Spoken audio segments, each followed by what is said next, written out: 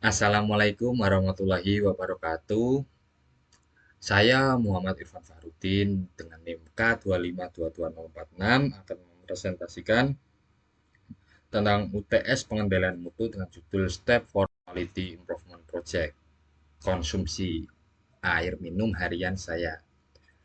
Nah, untuk step yang pertama itu ada define the project, termasuk ke dalam plan itu ada indikator mutu atau quality metric, yaitu konsumsi air minum 2 liter per hari. Karena menurut Kementerian Kesehatan itu orang dewasa dianjurkan untuk mengkonsumsi air putih minum harian itu sebanyak 2 liter per hari. 2 liter per hari, betul ya. Untuk masalah utamanya itu konsumsi air minum harian belum konsisten dan beberapa hari berada di bawah standar 2 liter karena data hasil observasi yang saya ambil itu seperti itu. Nah, untuk tujuan perbaikan sendiri itu mencapai dan mempertahankan konsumsi air minum 2 liter atau lebih per hari.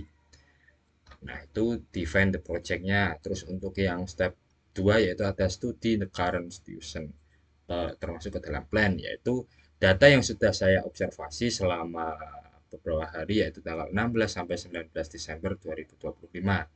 Selanjutnya ada 7 tool yang digunakan yaitu ada check sheet dan control chart.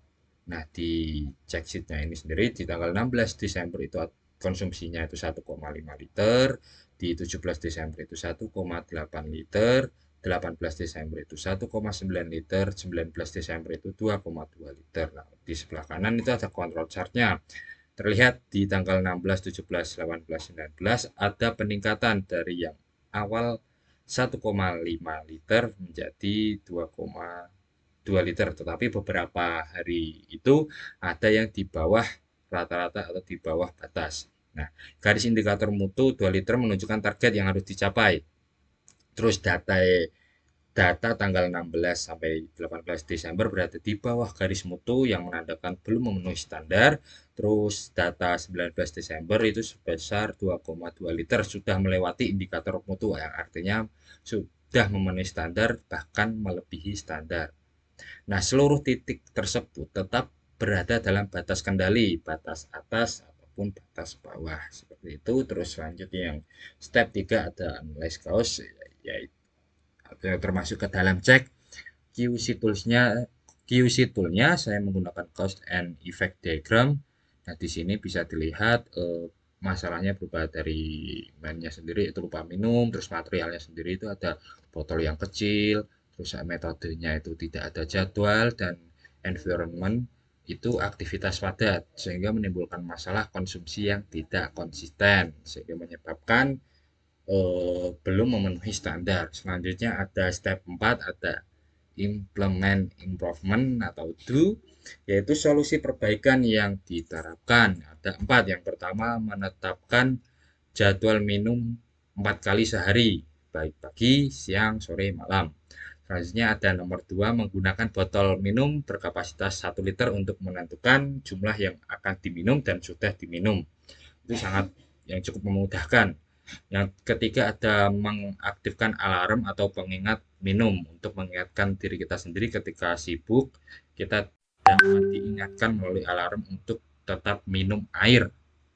Nah, untuk yang keempat itu membawa botol minum ke setiap aktivitas. Ketika kita melakukan aktivitas-aktivitas berat atau ringan yang membuat kita haus atau tidak haus, kita wajib membawa botol minum untuk memenuhi cairan tubuh kita.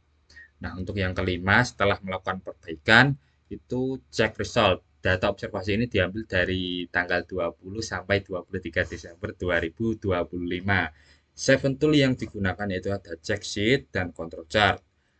Sebelah kanan sini, hasil menunjukkan bahwa setelah perbaikan konsumsi air minum harian berada pada kisaran 2 liter hingga 2,3 liter per hari dan telah memenuhi standar mutu. Variasi data relatif kecil sehingga proses dapat dikatakan lebih stabil dibandingkan kondisi sebelum perbaikan. Bisa dilihat tanggal 20 Desember itu ada 2 liter per hari, 21 Desember 2,3, 22 Desember 2,1, 23 Desember 2,2.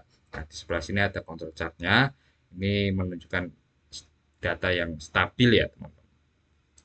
Terus selanjutnya Yang terakhir itu ada standaris dan future plan termasuk ke dalam action. Itu ada yang pertama standarisasi yang ditetapkan. Jadwal minum menjadi kebiasaan harian. Itu wajib karena untuk memenuhi kebutuhan cairan dan datanya biar tetap standar dalam kondisi yang optimal seperti itu. Terus botol minum minimal 1 liter wajib digunakan. Itu untuk menunjukkan bahwa kita sudah minum berapa liter, terus target konsumsi 2 liter per hari dijadikan standar pribadi. Walaupun sibuk atau tidak, kita harus mengkonsumsi 2 liter per hari. Itu adalah standarisasi yang ditetapkan untuk melakukan perbaikan dan tetap mempertahankan indikator mutunya. Untuk selanjutnya ada rencana tindak lanjut yaitu monitoring mingguan menggunakan check sheet, terus evaluasi bulanan dengan histogram, serta penyesuaian jadwal saat aktivitas meningkat. Nah, PDA terus selanjutnya yang terakhir ada PDCA dilakukan secara berulang untuk melihat bagaimana konsumsi kita apakah lebih baik atau semakin menurun bahkan ada apa yang membuat kesehatan kita menurun. Nah, ini itu sangat penting yang untuk mempengaruhi diri kita sendiri. Maka dari itu yang bisa saya sampaikan mengenai proyek ini dan UTS Pengadilan Mutu ini saya akhiri. Wassalamualaikum warahmatullahi wabarakatuh.